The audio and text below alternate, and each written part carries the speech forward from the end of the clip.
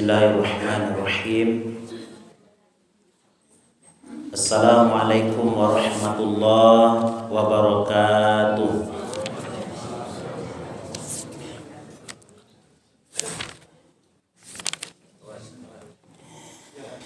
Alhamdulillahi rabbil alamin, allazi ahyana ba'dama amatana wa ilaihin nusur.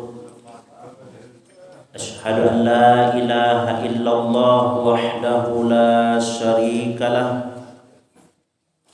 wa asyhadu anna Muhammadan abduhu wa rasuluh sallallahu alaihi wasallam.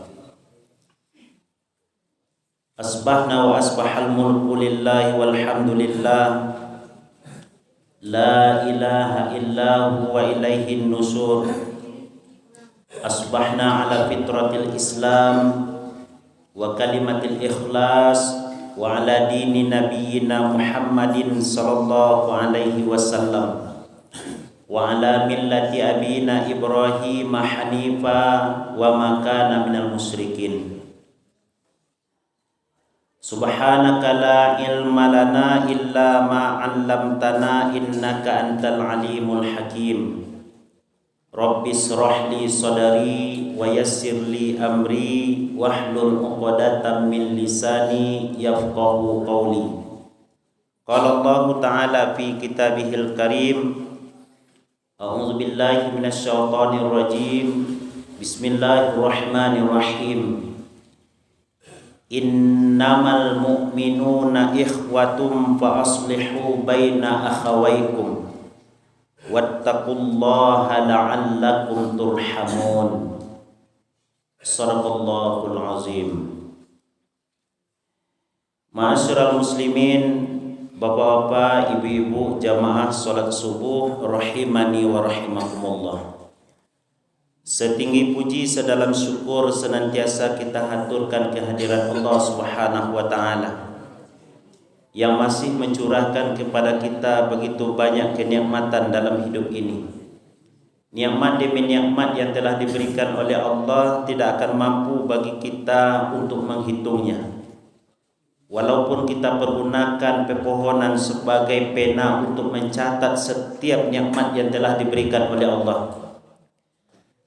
Walaupun kita sudah berada di era teknologi yang canggih, tapi untuk menghitung nikmat Allah kita tidak akan mampu untuk menghitungnya. Makanya Nabi Shallallahu Alaihi Wasallam senantiasa mengingatkan kepada kita agar mempergunakan nikmat tersebut dalam menjalani kehidupan ini. Ightanim khamsan qabla khamsin. Pergunakanlah 5 perkara atau 5 sesuatu sebelum datang 5 sesuatu, kata Nabi. Syababaka qabla haramika. Pergunakan waktu mudamu, waktu kuatmu, waktu bertenagamu untuk beribadah kepada Allah sebelum datang nanti waktu tua, ketika itu lemah badan sudah terasa.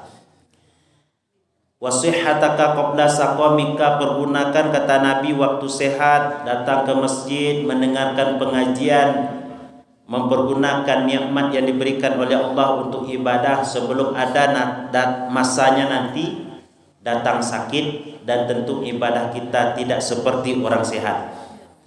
Wa farawaka qabla sulika. Pergunakanlah waktu lapang sebelum datang waktu sempit. Setidaknya waktu sempit itu adalah ketika sakaratul maut. Bagaimana kita lapang ketika sakaratul maut? Tentu ketika dalam kehidupan di dunia mempergunakan nikmat Allah untuk beribadah. Wa ghinaka qabla fakrika. Pergunakan waktu kayamu sebelum datang waktu fakirmu, kata Nabi. Artinya apa? Semua kita diberikan nikmat oleh Allah. Nikmat itu dipergunakan untuk ibadah kepada Allah. Yang terakhir, wahayataka qabla mautika. Pergunakan waktu hidupmu sebelum datang kematian kepadamu. Kenapa kita masih beribadah hari ini? Kenapa kita melaksanakan sholat berjamaah? Kenapa kita duduk mendengarkan pengajian?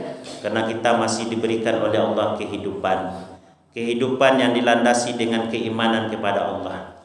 Banyak juga orang yang hidup pagi ini namun mereka tidak beribadah kepada Allah. Mereka juga hidup, Tapi nikmat terbesar yang diberikan oleh Allah kepada kita Bapak Ibu, hidup dalam keimanan kepada Allah Subhanahu wa taala, dan ini yang harus senantiasa kita jaga dengan bersyukur kepada Allah Subhanahu wa taala. Mudah-mudahan kita dijadikan oleh Allah sebagai abadan syakura, hamba yang selalu bersyukur kepada Allah dengan nikmat-nikmat yang diberikannya, tentu dengan jalan beribadah kepada Allah Subhanahu wa taala. Amin ya rabbal alamin. Salawat dan salam kita mohonkan kepada Allah, semoga disampaikan semisal pahalanya buat seorang reformis Islam, suri tauladan bagi kita semuanya, role model yang dijadikan oleh Allah di dalam Al-Quran untuk umat manusia. Beliau adalah Nabi besar Muhammad sallallahu alaihi wasallam. Allahumma salli ala sayyidina Muhammad wa ala ali sayyidina Muhammad. Beliau telah meninggalkan dua perkara yang sangat berharga untuk kita. Taraktu fikum amraini ma in tamassaktum bihi ma lan tadillu abada. Aku tinggalkan kepada kamu dua perkara yang kalau kamu berpegang dengan dua perkara tersebut, kata Nabi, kamu tidak akan mendapati kesesatan, kamu tidak akan salah jalan dalam kehidupan ini. Apa itu dua perkara itu? Itulah kitab Allah, Al-Quranul Karim yang telah diturunkan oleh Allah, wa sunnata Rasulillah, dan sunnah-sunnah Rasulullah sallallahu alaihi wasallam. Bapak Ibu jamaah yang dimuliakan oleh Allah Subhanahu wa taala, di awal tadi kita telah membacakan sebuah ayat dalam Al-Quran, yaitunya surah Al-Hujurat ayat yang ke-10. A'udzu billahi minasyaitonir rajim. Bismillahirrahmanirrahim. Innamal mu'minuna ikhwatun fa aslihu baina akhawaykum. Sesungguhnya orang beriman itu, kata Allah, adalah bersaudara, maka damaikanlah di antara dua saudaramu. Wattaqullah, bertakwalah kamu kepada Allah, la'allakum turhamun, agar kamu dirahmati. Ayat ini walaupun pendek Bapak Ibu, tapi mempunyai nilai dan makna yang sangat luas dan besar dalam kehidupan kita. Nilai persaudaraan ini adalah besar, bahkan dikaitkan dengan iman kepada Allah Subhanahu wa taala. Jadi Bapak Ibu jemaah yang dimuliakan oleh Allah, di dalam ayat ini Allah menjelaskan kepada kita bahwa orang beriman itu adalah bersaudara. Persaudaraan itu memang dipupuk oleh Islam dan bahkan disampaikan oleh Allah di dalam Al-Quranul Karim, termasuk ayat ini. Dan juga bisa kita lihat di dalam Al-Quran surah Ali Imran ayat 103. Kata Allah Subhanahu wa taala, wa'tasimu bihablillahi jami'an wa la tafarraqu. Wazkuru ni'matallahi 'alaikum iz kuntum a'da'an fa'alafa baina qulubikum fa asbahtum bi ni'matihi ikhwana. Berpegang teguhlah kamu dengan tali Allah, dengan agama Allah, dan ingatlah nikmat-nikmat Allah. Wazkuru ni'matallahi 'alaikum, ingatlah nikmat-nikmat Allah yang telah diberikannya kepadamu. Iz kuntum a'da'an fa'alafa baina qulubikum, ketika kamu bermusuhan, ketika kamu tidak menjalin hubungan yang baik, fa'alafa baina qulubikum, lalu Allah menjinakkan hati-hati kamu. Fa'asbahtum bi ni'matihi ikhwana, maka jadilah kamu dengan nikmat yang telah diberikan oleh Allah menjadi bersaudara. Di antara parameter kesuksesan atau unsur yang melatar belakangi jayanya Islam pada masa Rasulullah Bapak Ibu, ada 3. Pertama adalah kekuatan iman dan akidah. Dan inilah yang diperjuangkan oleh Nabi sallallahu alaihi wasallam ketika Nabi berada di Mekah. Berapa tahun Nabi berada di Mekah melakukan dakwah? 13 tahun. Apa yang disampaikan oleh Nabi adalah beribadah kepada Allah, mentauhidkan Allah. Sebab ayat-ayat tentang hukum belum turun. Orang masih baru diajak dalam iman kepada Allah. Inyo ada beriman atau inyo baru beriman kan disuruhlah solat kali. Ndak. Kapan itu perintah solat diwajibkan? Lebih kurang setahun sebelum Nabi hijrah ke Madinah. Artinya di tahunan, ada yang mengecen tahun ke-10, ada yang mengecen tahun yang ke-11, ada yang mengecen tahun yang ke-12. Itulah peristiwa Isra wal Mi'raj. Dan juga Bapak Ibu jemaah yang dimuliakan oleh Allah, ayat-ayat yang menjelaskan tentang haji itu tahun ke-6 Hijriah atau 6 tahun Nabi berada di Madinah baru turun perintah haji. Ayat yang menjelaskan tentang puasa turun tahun kedua dari Hijriah atau tahun kedua Nabi berada di Madinah. Jadi alun-alun perintah untuk melaksanakan ibadah kepada Allah atau ayat-ayat yang menjelaskan tentang hukum. Cuma Nabi mengajak orang ketika berada di Mekah untuk mentauhidkan Allah. Ya ayyuhan nasu u'budu rabbakumul ladzi khalaqakum wallazina min qablikum la'allakum tattaqun. Wahai manusia, sembahlah Tuhanmu yang telah menciptakan kamu dan telah menciptakan orang-orang sebelum kamu agar kamu bertakwa. Jadi mengajak manusia menuju jalan Allah, mentauhidkan Allah, untuk senantiasa tidak mempersyirikatkan Allah. Inilah yang dilakukan Nabi fase dakwah pertama, yaitunya 13 tahun dakwah di Mekah. Dalam fase mengajak manusia untuk iman dan mentauhidkan Allah ini Bapak Ibu, itu tidak mudah pula jalan yang ditempuh oleh Nabi. Bahkan rintangan demi rintangan dihadapi oleh Nabi SAW, yang kala itu masih mempunyai backingan dari segi manusia, walaupun Allah selalu membacking Nabi SAW. Siapa yang di belakang Nabi SAW? Ada Abu Talib, ada Khadijah, dan dua orang ini adalah dua orang yang disegani oleh orang-orang Mekah atau orang-orang sekitar tempat Nabi tinggal atau berdakwah. Suatu ketika datang orang kepada Abu Talib, wahai Abu Talib, sampaikan kepada keponakanmu agar dia berhenti berdakwah, agar inyo ndak memburuk-buruan Tuhan kami oleh, agar tak mencela Tuhan kami leh. Sampaikan kepada keponakanmu. Melalui Abu Talib dulu, baru Abu Talib beko menyampaikan kepada Nabi, wahai Muhammad, orang datang kepada paman tadi mengatakan begini dan begini agar engkau berhenti berdakwah. Apa kata Nabi SAW? Ya ammi, wahai pamanku, law wada'us samsa fi yamini wal qamara ala yasiri. Wahai paman, kalau sekiranya mereka letakkan matahari di tangan kanan dan bulan di tangan kiri, agar aku berhenti berdakwah, agar aku tidak menyampaikan ajaran yang telah diberikan oleh Allah kepada pundakku, hatta yuzahirahullah, sehingga Allah yang memberikan kemenangan, au ahli kafih, atau aku sendiri yang celaka, wahai paman, ma taraktu, ambo ndak akan meninggalkan dakwah kodo paman. Jadi intinya Bapak Ibu, kalau ndak Allah yang menyuruh berhenti menyampaikan ajaran Allah, mentauhidkan Allah, ambo ndak akan berhenti do paman. Begitu kekuatan dakwah Nabi SAW agar manusia selamat dalam kehidupan di dunia ini. Dan bisa juga kita lihat dalam Al-Quran surat At-Taubah ayat yang ke-128. Laqad ja'akum rasulun min anfusikum azizun alaihi ma'anitum harisun alaikum bil mu'minin.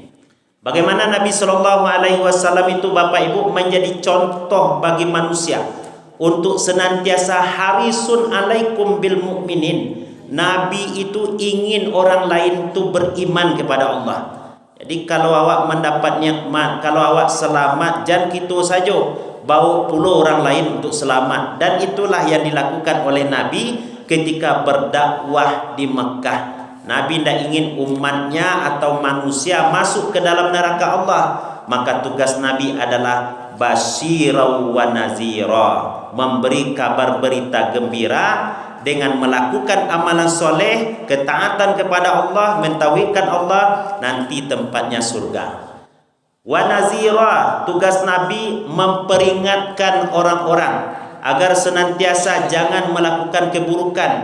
Kalau Nabi lah mengingatkan bahwa yang melakukan perbuatan buruk tampaknya di neraka ikut tugas Nabi Nazira namanya.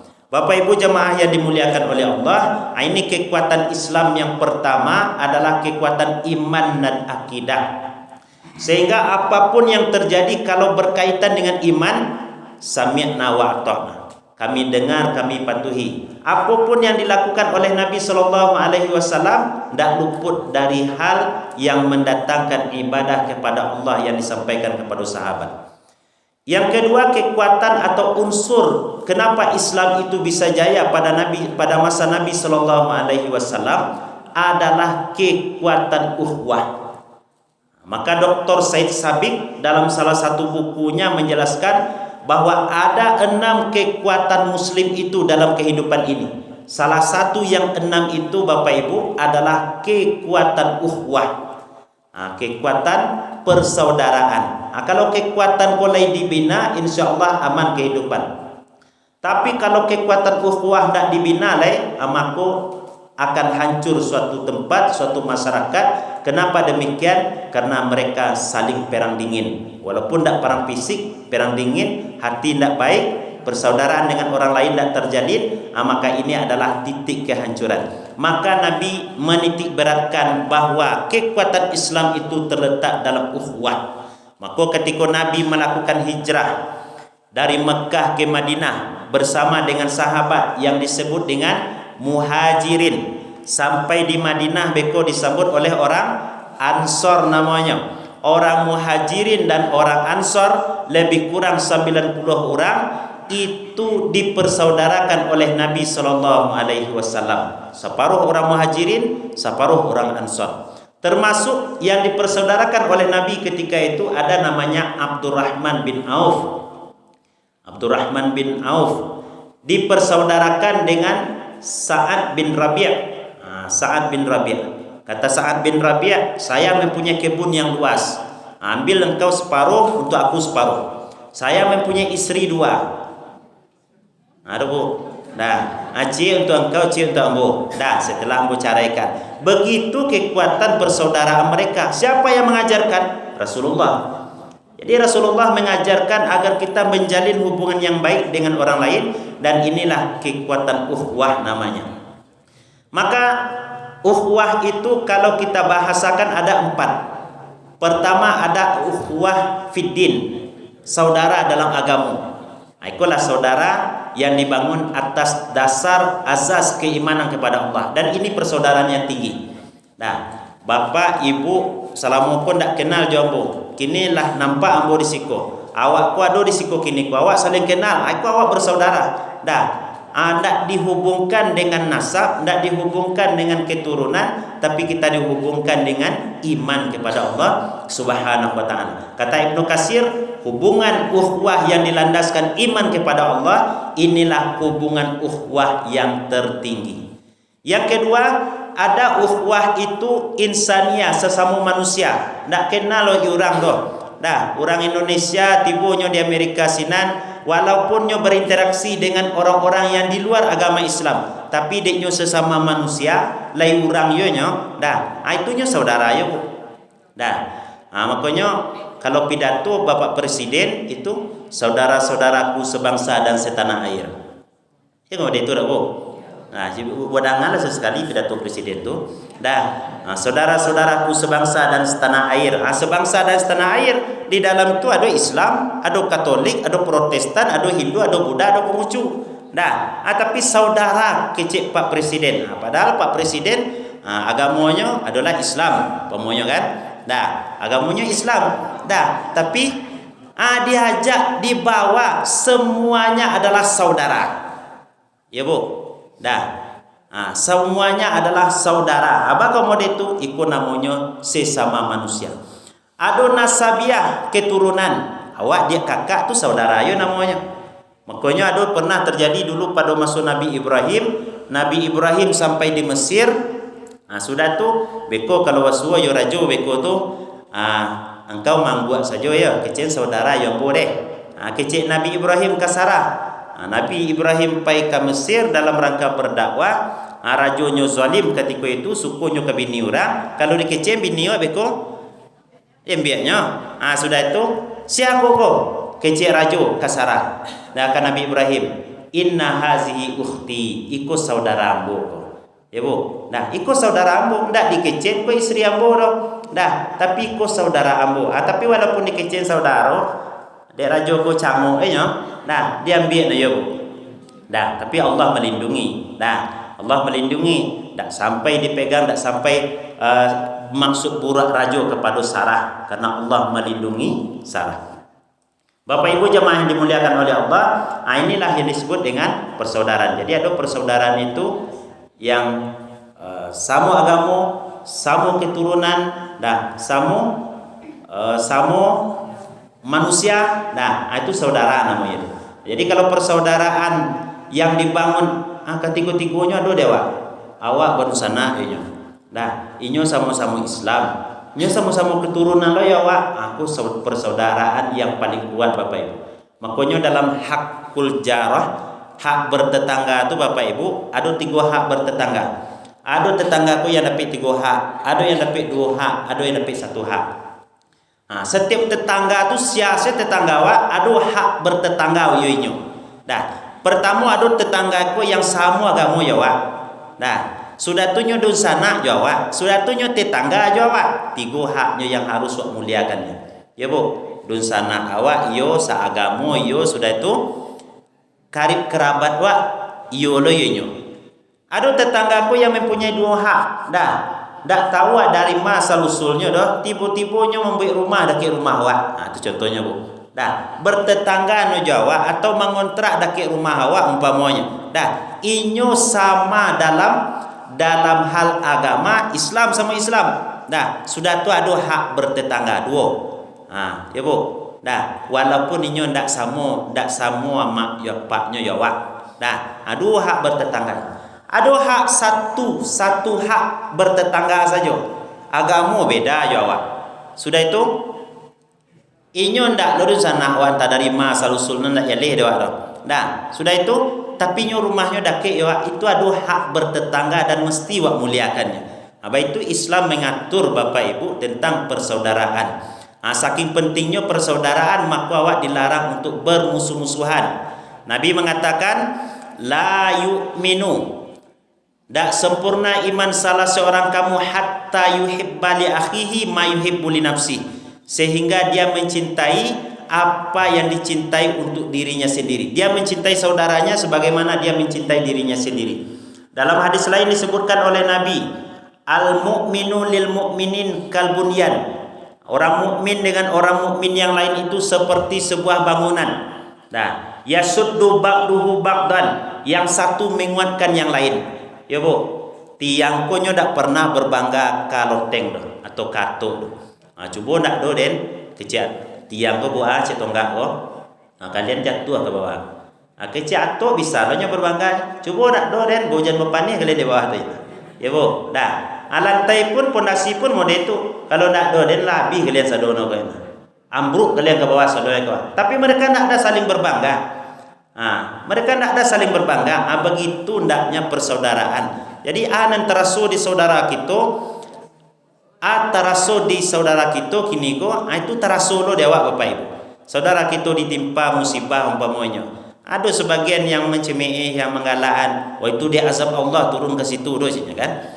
Wahum yastaghfirun, padahal sekitar itu adalah orang-orang yang beriman kepada Allah. Mengecen azab Allah, itu namanya musibah. Ya bu, musibah. Musibah pun diberikan oleh Allah sebagai teguran untuk meningkatkan iman kepada Allah, untuk menjadi pelajaran bagi kita yang tak dapat musibah kini. Sebab awak tak tahu lo musibah akan datang Bapak Ibu. Ya bu, di mana di dunia ko nenaman. Ya bu, di mana di dunia ko nenaman. Tinggal di pegunungan. Ya bu, Galodo. Ada itu. Gunung Melatui. Tinggal tepi pantai, itu lo tsunami lo tapi orang. Tinggal di dataran rendah, Gampo lo tapi orang. Ya bu, di mana naman di dunia ko le? Nenaman di dunia ko kalau ledaki ati ya Allah. Ya bu, ledaki ati ya Allah insyaallah aman. Maka oleh karena itu Bapak Ibu, anen teraso di saudara kita teraso lo dia wak. Ndak bisa wak membantu setidaknya jodoh. Ada orang minta sumbangan untuk saudara di Palestina. Dan memang awak cari faktanya, beritanya di Palestina model itu. Nah, ndak bisa awak membantu 1000 2000 bu ah. Dah setidaknya awak berdoa. Ndak usah lu dicelak. Manga orang Jawa tu dibantu-bantu loh. Dah, awak nasiko saya banyak yang ndak makan, banyak yang ndak pergi ke Makkah kayak contoh bu ya. Dah, manga dicelak, diam sajalah. Dah. Jadi dek mencela tu maka retak hubungan sesama muslim. Dan itu dilarang oleh Nabi sallallahu alaihi wasallam. Bapak Ibu jemaah yang dimuliakan oleh Allah, begitu pentingnya ukhuwah persaudaraan di dalam Islam. Maka jangan sampai kita mengotori nilai ukhuwah yang telah diberikan oleh Allah sebagai sarana meningkatkan iman kepada Allah. Awak hadir di siku awak seiman, dan seiman ku awak melakukan berjamaah. Pahala berjamaah dengan solat sendiri itu lebih gadang solat berjamaah. Maka saudara awak jalan kebaikan bagi awak. Ya bu, berkunjung ke tempat saudara, melihat saudara, mencari saudara yang sakit, itu kan dapat pahala tu. Bahkan kalau ada orang muslim yang meninggal, awak selenggarakan jenazahnya, maka awak akan dapat kiratani man syahidal janazah, orang yang menyaksikan menyelenggarakan jenazah, nyo dapat 2 kirat. 2 kirat tu berapa tu? 2 bukit Uhud. Sekadang itu pahala diberikan oleh Allah kerana awak menyelenggarakan jenazah sesama orang beriman. Jadi orang beriman itu jalan kebaikan bagi kita. Bapak Ibu jemaah yang dimuliakan oleh Allah, ini yang pertama adalah pesan Allah dalam ayat ini, jaga persaudaraan, bangun persaudaraan, karena persaudaraan itu adalah jalan untuk mendekatkan diri kepada Allah Subhanahu wa taala. Di samping kekuatan iman dan akidah, di samping kekuatan ukhuwah, yang ketiga unsur kekuatan pada masa Nabi itu adalah kekuatan kepemimpinan. Ya bu, kekuatan kepemimpinan. Maka bako orang atau sahabat-sahabat Nabi itu begitu taat kepada Nabi, begitu patuh kepada Nabi. Bahkan ada orang Ansor bertanya kepada Nabi, mata sa'ah ya Rasulullah, bila kiamat tiba wahai Rasulullah? Jawaban Nabi ketika itu, ma'aqdat talaha, kalau kiamat tiba apa persiapan yang kau siapkan? Uhibbullah wa rasulah, saya mencintai Allah dan mencintai Rasulnya. Saya mencintai Allah dan mencintai Rasulnya. Lalu Nabi mengecekan, anta ma'aman ahbabta, kamu nanti bersama siapa yang kau cintai. Ya bu, dah. Kalau ada cinta ke pemimpin awaknya adil, pemimpin awaknya elok, pemimpin awak mengajak kepada kebaikan, insya-Allah berkumpul lo besok balik bu. Ya bu, dah. Kalau ada cinta awak kepada saudara awak, mengajak awak untuk beribadah kepada Allah, mengajak awak untuk taat kepada Allah, insya-Allah nanti di akhirat dikumpulkan oleh Allah. Fa ulaika ma'al ladzina an'ama Allahu 'alaihim minan nabiyyina wasiddiqina wasyuhada wassolihin. Nanti kita berkumpul bersama para nabi, bersama orang siddiqin, bersama orang-orang syuhada, orang-orang syahid, dan orang-orang soleh. Makanya dalam sebuah riwayat dikatakan besok kalau di Sarugo tak nampak saudara awak di Sarugo doh, maka tanyakanlah ke Allah di mana saudara awak yang sama pergi ke surau Jawa, yang sama mengaji Jawa. Ya Allah, tak nampak yang buat ustaz yang setiap kami subuh hari kami kampik tu saya lupa apa namanya ustaz tu tak nampak yang wajahnya kini dah ya Allah. Tanyakan ke Allah besok tu bu. Ya bu, jangan lupa bu tanya besok tu doh. Dah, kalau tak lambik ibu masuk surga, tapi mudah-mudahan semua masuk surga bu ya. Dah. Jadi boleh kita bertanya kepada Allah nanti, di mana saudaramu tu yang rajin beribadah, rajin taat, rajin mengerjakan soleh, rajin mengerjakan kebaikan, tak nampak dia bodoh kini ya Allah. Maka mintakanlah kepada Allah, kalau sekiranya di neraka, mintakan kepada Allah agar mereka dikeluarkan oleh Allah. Itu pentingnya persaudaraan, bukan hanya di dunia tapi sampai ke akhirat Bapak Ibu. Bapak Ibu jemaah yang dimuliakan oleh Allah, ini yang pertama, kekuatan yang harus kita bangun adalah kekuatan ukhuwah, kekuatan persaudaraan. Orang beriman itu kata Allah adalah bersaudara. Jadi kalau orang beriman bersaudara, sempat terjadi pertikaian, perselisihan orang dengan orang lain, nampak ya Pak, aku tugas awak adalah untuk mendamaikan. Kalau kini wak dia banyak yang jadi tukang kompor gini kok. Nah, ya Bu. Ada nampak gesekan satu tetangga dengan tetangga yang lain, tiba-tiba tetangga yang di ujung ko mangin-angin tetangga itu. Kalau ya, akhirnya terjadi perang sengit, ndak baikan, ndak elok hati. Dia ada tukang kompor, aku ndak elok perangai Abu Lahab, Abu Jahal namanya. Bapak Ibu jemaah yang dimuliakan oleh Allah. Yang kedua, pesan Allah dalam ayat ini adalah wattaqullah. Bertakwalah kamu kepada Allah. Bertakwalah kepada Allah. Bahkan banyak ayat dalam Al-Quran yang menjelaskan tentang perintah takwa kepada Allah. Wa tazawwadu fa inna khairaz zadi taqwa. Berbekallah kamu karena bekal yang paling utama kata Allah adalah ketakwaan. Ya ayyuhallazina amanu taqullah. Wahai orang-orang yang beriman, bertakwalah kamu kepada Allah haqqa tuqatih, sebenar-benar takwa. Wala tamutunna illa wa antum muslimun. Jangan kamu mati melainkan mati dalam keadaan tunduk dan patuh kepada Allah. Banyak ayat yang menjelaskan tentang takwa. Namun kata Abdullah bin Mas'ud, makna dari ittaqullah, bertakwalah kamu kepada Allah, pertama adalah ayyuta'a wa la yu'sa. Taati Allah, jangan sampai dimaksiati Allah. Makna taati Allah kok, laksanakan yang diperintahkan Allah, tinggalkan yang dilarang oleh Allah. Ini definisi takwa yang umum. Laksanakan yang diperintahkan Allah, tinggalkan yang dilarang oleh Allah. Kalau perintah Allah lah dilaksanakan, larangan Allah lah dihentikan, insyaallah awaklah termasuk orang yang bertakwa. Orang yang mentaati Allah, insyaallah hatinya hidup kepada Allah. Di saatnya ingin melakukan perbuatan buruk, nyo dicegah dengan perbuatan kebaikan yang lah dilakukannya. Makanya solat Bapak Ibu itu mengajak awak jangan melakukan perbuatan yang fahsya, jangan melakukan perbuatan yang mungkar. Kalau oranglah benar-benar mendapatkan nikmat dari ibadah solat yang dikerajokannya. Tapi ada orang solat lai, pi maliang yo. Solat lai bagunjang yo tarui yo. Solat lai madu domba orang langsung yo tarui. Aku bisa kategorinya jadi orang muflisnya bekut. Rugi. Amal kebaikan dikerajukan, dosa dikerajukan, bahkan dosa itu berkaitan dengan manusia. Maka bisa awak akan memberikan fayuqta hasanatuhu min hasanati. Ibadah solat yang kita kerajukan, puasa yang kita kerajukan, infak sedekah yang kita berikan di jalan Allah, rupanya bukan untuk penyelaman awak di akhirat bisa. Nyatonya diberikan kepada orang sia dan wak zalimi dalam kehidupanku. Sia orang yang wak perburuan. Jadi Bapak Ibu jemaah yang dimuliakan oleh Allah, kalau ada jemaah sesudah solat, sesudah menengah kajian ustaz umpamanya, di ustaz tu bah tu, kan? Itu dia distor pahalanya ke ustaz tu esok tu Bapak Ibu. Jadi makanya awak dilarang dalam agama kalaulah melakukan perbuatan baik, insyaallah perbuatan baik tu yang akan menjaga awak. Tapi kalau melakukan perbuatan baik lah yo namburu di kerajon yo, mempercampurkan antara hak dengan yang batil, berarti alun dapik zuk dari ibadah yang dikerajokannya oleh.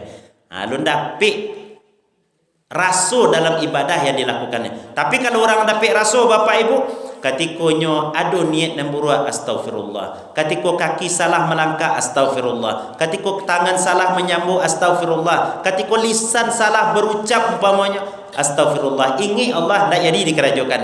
Itu orang yang bertakwa kepada Allah Subhanahu wa taala. Yang kedua, ayusqara wala yukfar. Orang yang bertakwa itu kata Abdullah bin Mas'ud adalah orang yang senantiasa bersyukur dan jauh dari melakukan kufur. Kufur kok kan bukan kufur akidah saja, termasuk kufur nikmat. Kiki sempilik karyang itu termasuk Bapak Ibu. Padahal Allah menyuruh untuk berzakat, berinfak, memberikan sebagian dari harta yang kita miliki untuk orang lain, karena ini tanda takwa. Di awal surah Al-Baqarah telah dijelaskan oleh Allah. Zalikal kitabul la raiba fi hudal lil muttaqin. Al-Quran itu tidak ada keraguan di dalamnya, menjadi petunjuk bagi orang bertakwa. Siapa orang yang bertakwa itu? Allazina yu'minuna bil ghaibi wa yuqimunas shalah wa mimma razaqnahum yunfikun. Bukan hanya salat saja amal kebaikan sebagai bukti takwa kita kepada Allah, termasuk adalah memberikan sebagian rezeki yang telah diberikan oleh Allah untuk jalan ibadah kepada Allah kepada orang lain, membantu saudara-saudara awak. Jadi Bapak Ibu jemaah yang dimuliakan oleh Allah, orang yang bersyukur sebenarnya ada 3 sifat dalam dirinya. Pertama, sifat Allah ada dalam dirinya. Innallaha ghafurun syakur. Sesungguhnya Allah Maha Pengampun lagi Maha Syakur. Syakur itu membalas kebaikan orang yang bersyukur kepada Allah. Jadi Allah tu berterima kasih pula kepada orang yang bersyukur kepada Allah, Bapak Ibu. Nah, yang kedua, syukur itu adalah sifat para nabi dan rasul. Makanya di awal surah Al-Isra atau Bani Israel, zurriyata man hamalna ma'anu innahu kana abadan syakura. Salah satu sifat Nabi Nuh itu adalah bersyukur kepada Allah. Innahu kana abadan syakura. Dia adalah hamba yang paling banyak bersyukur kepada Allah. Nabi Muhammad jomo itu Bapak Ibu, buktinya Nabi Muhammad mempunyai sifat syukur. Aku hadis kula sering dibaca atau sering wadangakan Bapak Ibu. Hatta tatafattara qadama, sampai bangkak 2 tumit Nabi melakukan solat malam. Ya Rasulullah, lima tasna'u wa qad ghafara lakallahu ma taqaddama min zambika wa ma ta'akhkhar. Wahai Rasulullah, engkau kan manusia maksum, engkau dijaga oleh Allah, engkau tak pernah melakukan dosa, dan engkau lah ada jaminan masuk surga dari Allah. Tapi bakok mau dikubahna engkau beribadah wahai Rasulullah. Jawaban Nabi ketika itu, ya Aisyah, wahai Aisyah, afala akunu abdan syakura. Wahai Aisyah, apakah kamu hendak pantas menjadi hamba yang bersyukur? Jadi sifat Nabi Muhammad adalah bersyukur. Sifat syukur itu juga adalah sifat orang beriman, Bapak Ibu. Ajaban li amril mukmin, kata Nabi. Menakjubkan iman orang beriman. Inna amrahu kullahu khair wa laisa zaka li ahadin illa lil mu'min. Seluruh urusan orang beriman itu adalah baik, dan kebaikan orang beriman tidak akan pernah didapati melainkan hanya untuk orang beriman saja, kata Nabi. Kebaikan orang beriman, yang membuat imannya menakjubkan di sisi Allah, Bapak Ibu. In asabat husara syakara. Kalau dapat nikmatnya bersyukur, fakana khairalah, itu yang terbaik. Wa in asabat hudara sabar. Kalau mendapat ujian musibahnya bersabar, fakana khairalah, itulah yang terbaik. Jadi syukur itu sifat orang beriman, Bapak Ibu. Bapak Ibu jemaah yang dimuliakan oleh Allah, termasuk orang yang syukur adalah mendatangkan keridhaan dari Allah. Wa in tashkuru yardahu lakum. Kalau kamu bersyukur, Allah akan redha kepadamu. Ma yaf'alullah bi'azabikum in syakartum wa amantum. Kalau kamu bersyukur kepada Allah, beriman kepada Allah, ma yaf'alullah bi'azabikum in syakartum wa amantum. Allah tidak akan menurunkan azabnya kepadamu. Makanya Bapak Ibu jemaah yang dimuliakan oleh Allah, kalau terjadi musibah, yakin musibah itu ujian meningkatkan keimanan kepada Allah. Ahasiban nas ayyutsraku ayyakulu amanna wa hum la yuftanun. Apakah mereka mengira mereka dibiarkan mengecewakan kami lah beriman, padahal mereka lalu diuji.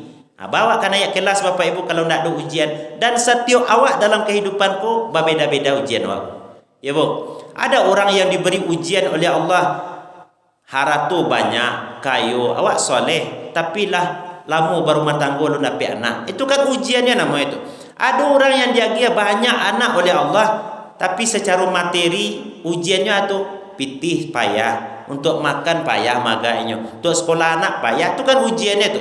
Jadi walana baluwannakum bisyai'in minal khauf wal ju' wa naqsi minal amwali wal anfusi was samarat. Di antara bentuk ujian itu kecil Nabi, ada rasa takwi.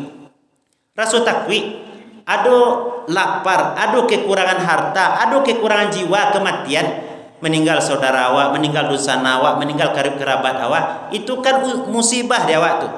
Dan orang yang terbaik ketika menapik musibah itu siapa? Allazina iza asabatkum musibah qalu inna lillahi wa inna ilaihi raji'un. Nya mengecehan, sesungguhnya kami milik Allah dan kepada Allah kembali. Duit ko semua julo-julo Bapak Ibu. kini orang wak caliak, kini orang wak datangi, kini orang wak caliak, wak jenguk. Dah, ado masanya bisu tibu giliran awak. Maka ndak ada yang abadi di dunia kau Bapak Ibu. Siapa yang abadi di dunia kau ndak ada doh, melainkan yang abadi hanyalah Allah Subhanahu wa taala yang ndak berawal, ndak pula berakhir. Maka kekuatan itulah yang harus wak bina dalam rangka meningkatkan ketakwaan kepada Allah. Yang ketiga kata Abdullah bin Mas'ud, orang yang bertakwa itu adalah ayyuzkaru, Allah senantiasa diingat, dan jangan ayyunsa, dilupakan, wala yunsa, jangan dilupakan Allah. Makanya Allah surah wa dalam Al-Quran, fazkuruni azkurkum, ingatlah kamu kepadaku, aku akan ingat kepadamu. Sajangka awak ingat kepada Allah, saya tu Allah ingat kepada awak. Berjalan awak mengingat Allah, berlari Allah datang kepada awak mengingat awak. Maknanya Bapak Ibu, Allah akan senantiasa bersama orang-orang yang selalu ingat kepada Allah Subhanahu wa taala. Maka untuk mengingat awak kepada Allah, diperintahkan awak di Nabi sudah solat tu berzikir dulu. Jangan langsung tak aja saya pulang, baca subhanallah dulu. Tapi awak tak berburuk sangka dah Bapak Ibu. Ada saudara awak yang sudah salam nyo gagi senyo pulang. Dah, tak masalah barangkali nyo dalam perjalanan nyo lai bertasbih kepada Allah Ibu ya. Dah, subhanallah setiap langkah yang dibaca beko masuk dalam rumah. Dah, awak tetap berbaik sangka. Kalaupun nyo tak aja sudah salam langsung pulang, berarti ada urusan yang lain. Jadi Bapak Ibu jemaah yang dimuliakan oleh Allah, ini yang kedua pesan ayat ini, bertakwalah kamu kepada Allah. Dalam takwa ada 3 unsur. Pertama taat, yang kedua syukur, yang ketiga selalu berzikir kepada Allah. Yang ketiga Bapak Ibu, pesan dalam ayat ini Allah mengingatkan kepada kita la'allakum turhamun, agar kamu dirahmati. Rahmat Allah itu mahal Bapak Ibu. Saking mahalnya rahmat Allah, awak tak masuk surga besok dengan amal ibadah yang awak kerajukan. Illa ayataghammadiyallahu birahmatin minhu wa fadlin, melainkan awak masuk surga kecil Nabi adalah dengan rahmat Allah. Saking mahalnya rahmat Allah Bapak Ibu, ada orang yang lah membunuh orang 100 orang, tak sempat beribadah kepada Allah. Dalam perjalanannya mati, dihitung jarak perjalanannya, rupono balabih sakitik kepada arah yang dituju. Kecil Allah kepada Nabi, kepada malaikat ketika itu, inyo termasuk bagian dari penduduk surga. Aku kan rahmat Allah Bapak Ibu. Jadi rahmat Allah itu mahal. Di antara tampik awak mencari rahmat Allah adalah majlis ilmu. Wa ghasiyatuhumur rahmah, malaikat-malaikat Allah ada sekitar awak Bapak Ibu. Nama awak disabitkan di hadapan Allah kepada makhluk yang lain, dan awak senantiasa diliputi rahmat Allah Subhanahu wa taala. Aiko yang awak cari dalam kehidupan kau. Rumah tangga kalaulah ada rahmat Allah di dalamnya, adem ayam Bapak Ibu. Nah, ayam Bapak Ibu, ayam. Dah, tenang rumah tangganya. Suami istri kalaulah ada rahmat diturunkan oleh Allah, akur. Ya Bu. Dah, suatu masyarakat kalau lai rahmat Allah di situ, insyaallah masyarakatnya baldatun thayyibatun wa rabbun ghafur. Itu yang saya inginkan Bapak Ibu, untuk mendatangkan rahmat Allah. Bu, kan masuk surga esok dengan rahmat Allah ya Ustaz. Kan ada solat Ustaz? Tak bisa dah. Ya Bu. Dah, salah satu jalan untuk mendapatkan rahmat Allah, you beribadah. You beribadah, bawa sujud kepada Allah, bawa duduk dalam majlis ilmu, bawa untuk pergi ke Makkah, umrah dan haji bagai. InsyaAllah itulah jalan bagi awak untuk mendapatkan rahmat Allah Subhanahu wa ta'ala. Demikian Bapak Ibu, mudah-mudahan apa yang kita sampaikan bermanfaat, dan mudah-mudahan melalui ayat yang lah kita baca tadi, kita bisa menjadi orang-orang yang pertama selalu membangun ukhuwah di antara sesama kita, yang kedua bisa meningkatkan ketakwaan kepada Allah, yang ketiga kita selalu mengundang datangnya rahmat Allah baik kepada diri kita, masyarakat, keluarga kita, masyarakat kita, maupun kepada bangsa dan negara dan umumnya kaum muslimin.